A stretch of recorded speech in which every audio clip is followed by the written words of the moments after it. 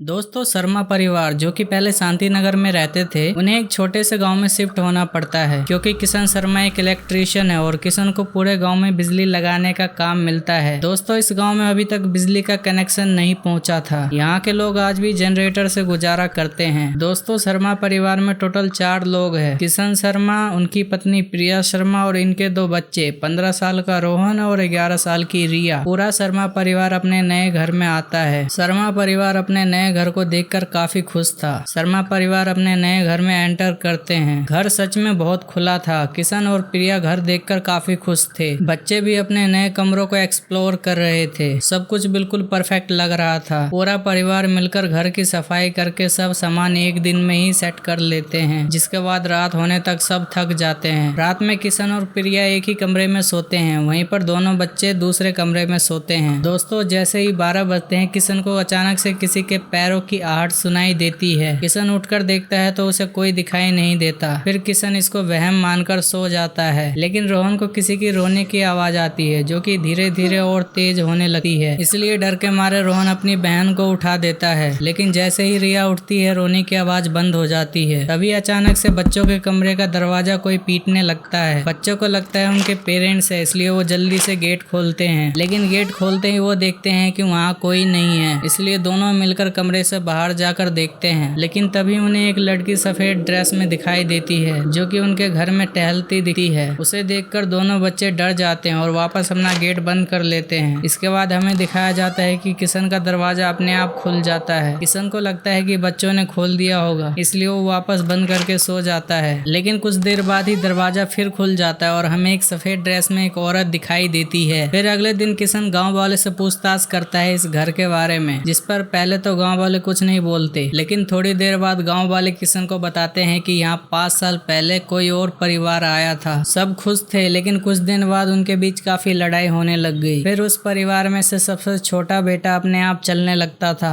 परिवार को एक दिन उनका बेटा पास वाले जंगल में मिला था, जो कि वहाँ पे रात में चलते चलते चला गया था। उसके बाद उन लोगों ने उस लड़के का गेट बाहर से बंद करने का निर्णय लिया, लेकिन फिर अजीब सी चीजें होने लगी। उसके छोटे बेटे की दिमागी हालत खराब हो रही थी, जिससे पूरा परिवार दुखी था। लेकिन एक दिन जब हम सब उठे तो इस घर में कोई नहीं था। उस परिवार का सारा सामान वैसा का वैसा ही पड़ा था, लेकिन परिवार का कोई सदस्य नहीं दिखा। लोगों को लगा वो लोग कहीं और चले गए। कुछ लोग कहते हैं कि उनके छोटे बेटे ने ही उनको गायब कर दिया, जिससे पूरे गांव के लोग इस घर से दूर ही रहते हैं। किशन इन सब बातों को नहीं मानता। किशन सोचता है शायद वो लोग कहीं और शिफ्ट हो गए होंगे किसी कारण से। अगले दिन दोनों बच्चे सो रहे होते हैं, जब ही रोहन का कोई पैर खींचता है। रोहन नींद में था, इसलिए उसे लगता है कि उसकी बहन मजाक कर रही है। फिर रोहन दोबारा सो जाता है, लेकिन थोड़ी देर बाद कोई रोहन का पैर पकड़ के उसे नीचे घसीट देता है, जिससे रोहन काफी डर जाता है और वो मम्मी पापा को बुलाने लगता है। जब किशन आता है तो उसे कोई नहीं दिखाई देता। फिर रिया से पूछते हैं कि तुमने तो ये नहीं किया, क्योंकि काफी बार बच्चे भी काफी शरारती कर देते हैं, लेकिन रिया साफ मना कर देती है कि उसने ये नहीं किया। फिर किशन को लगता है कि शायद रोहन करवटें लेते समय गिर गया होगा, इसलिए वापस सब सोने चले जाते हैं। अगले कुछ दिनों तक घर में घटनाएं और भी भयानक हो जाती है। एक रात पूरे शर्मा परिवार को घर के अंदर से चिल्लाने की आवाजें सुनाई देती है, जिसके बाद वो सब एक कमरे में इकट्ठे हो जाते हैं और खुद को संभालने की कोशिश करते हैं। दरवाजे अपने आप बंद और खुल रहे थे, वहीं पर लाइट्स अपने आप फ्लिकर कर रही थी। किशन ने प्रिया से कहा कि हमें यहाँ से तुरंत निकलना होगा, लेकिन जब तक कुछ समझ पाते घर के दरवाजे बंद हो गए और सारी लाइट बंद हो गई। इसके बाद किशन का कोई पैर पकड़कर उसे नीचे गिरा देता है, जिससे पूरा परिवार डर जाता है। फिर इसके बाद प्रिया को कोई घसीट के किचन में ले जाता है, जिससे प्रिया काफी तेज तेज चिल्लाने लगती है। किशन दोनों बच्चों को लेकर भागने की कोशिश करता है, लेकिन इन तीनों को कोई पीछे से पकड़कर बेसमेंट तक घसीट देता है, जिससे तीनों चिल्लाने लगते हैं। लेकिन इन तीनों की आवाज भी प्रिया की जैसी एकदम से बंद हो जाती है। फिर अगले दिन जब गाँव वाले शर्मा परिवार के घर के आसपास से गुजरते हैं तो उन्हें कोई नहीं दिखाई देता। शाम तक जब किसी को शर्मा परिवार का कोई सदस्य नहीं दिखाई देता, तब कुछ गाँव वाले अंदर जाके चेक करने की सोचते हैं, लेकिन गांव वालों को कुछ नहीं मिलता। शर्मा परिवार का सामान वैसा का वैसा पड़ा था, लेकिन कोई नहीं दिखाई देता। फिर गांव वाले पुलिस बुलाते हैं, लेकिन कुछ पता नहीं चलता। विलेज वालों ने कहा कि पिछले परिवार के साथ भी ऐसा हुआ था। उन्होंने कहा कि उस घर में कुछ तो है जो वहाँ रहने वालों को निगल लेता है। अब वो घर वहाँ खाली पड़ा है और कोई भी उसके आसपास जाने से डरता है। लोग कहते हैं कि उस घर में आज भी उन लोगों की आत्माएं बसती है जो वहाँ गायब हुए थे। एक अजीब सी शांति उस घर को घेरे रहती है। दोस्तों अगर ये वीडियो आपको अच्छी लगी तो इस वीडियो को लाइक शेयर और चैनल को सब्सक्राइब जरूर करें।